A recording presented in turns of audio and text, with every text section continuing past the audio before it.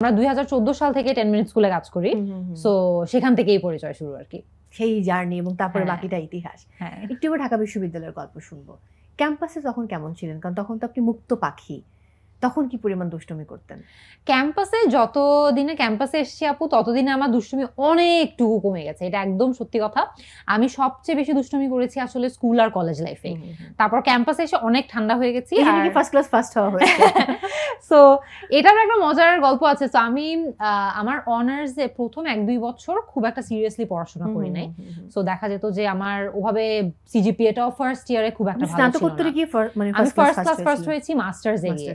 So অনার্সের second ইয়ারের পর থেকে আমার মধ্যে একটা জিনিস কাজ করে যে আমি এক সময় একটু বিদেশে পড়তে যেতে চাই। সো বিদেশে যদি পড়তে হয় তাহলে রেজাল্টটা কিছুটা হলেও ভালো হলে ভালো হয় আর কি, ইজিয়ার হয়। সো আমি সেকেন্ড ইয়ারের পর থেকে হচ্ছে যে সিরিয়াসলি একটু পড়াশোনা করি, যে না বিদেশে যদি পড়তে চাই পড়তে হবে, একটু সিরিয়াসলি পড়াশোনা করি। সো যেটা হয়, প্রথম 1-2 বছর যদি অনার্স লাইফে ভালোভাবে না পড়াশোনা হয়, ওইটা পুরোপুরি কাটিয়ে ওঠাটা সবসময় ইজি হয় না। সো অনার্স লাইফে যতটুকু পসিবল কাটিয়ে উঠেছি। সো দেখা গেছে থার্ড হয়েছিলাম অনার্সে।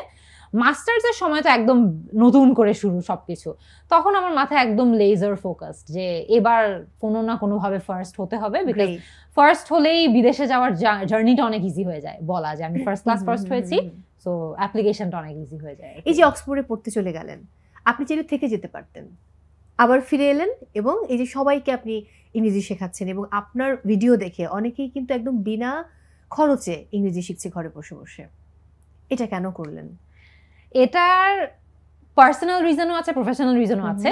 আমি যদি প্রফেশনাল রিজনটা আগে বলি আপু, অক্সফোর্ডে আমি যে 1 বছর ছিলাম আমি অনেক এনজয় করেছি।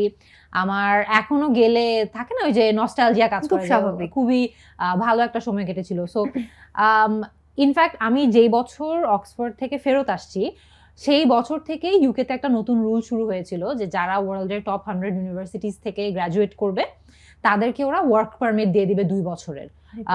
সো ওটা ওই বছরই চালু হয়। সো আমি চাইলে হয়তো বা সেটাও নিতে পারতাম, খুব সহজ হতো যে 2 বছরের ওয়ার্ক পারমিট পেয়ে যাচ্ছি, 2 বছর কাজ করব, তারপর আরো কয়েক বছর থাকলাম, কাজ করলাম, আর ইয়ে হলো।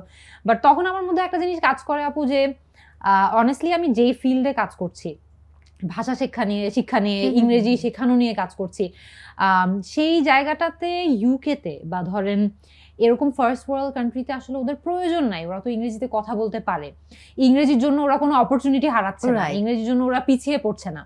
বাট বাংলাদেশে আমি যত বিদেশে যাই আপু, আমি দেখি যে বাংলাদেশিরা অনেকে আছে বিদেশে, বিভিন্ন দেশে আছে, বিভিন্ন কাজ করছে, বাট ওদের একটা মানে জায়গায় যেখানে তাদের পিছিয়ে পড়াটা হয় হচ্ছে যে কমিউনিকেশন। তারা কথা স্পষ্টভাবে বলতে না পারা বা ফ্লুয়েন্টলি ইংরেজি বলতে না পারার কারণে দেখা যায় যে সব সময় খুবই বেসিক একটা জবের মধ্যে তারা আটকে থাকে, গ্রোথ হয় না, ইকোনমিক অপরচুনিটিটাও কম থাকে। সো তখন আমার ওই ক্রস রোডে মনে হলো যে আসলে বাংলাদেশে গিয়ে আমি যেই ফিল্ডে কাজ করছি সেই ফিল্ড নিয়ে আরো অনেক কিছু করার সুযোগ আছে, কিন্তু এই ফিল্ড নিয়ে আমি ওখানে ইউকেতে বা অন্য কোনো দেশে আসলে এইভাবে কাজ করতে পারবো না, বা ওদের এই হেল্পটা প্রয়োজনও নেই।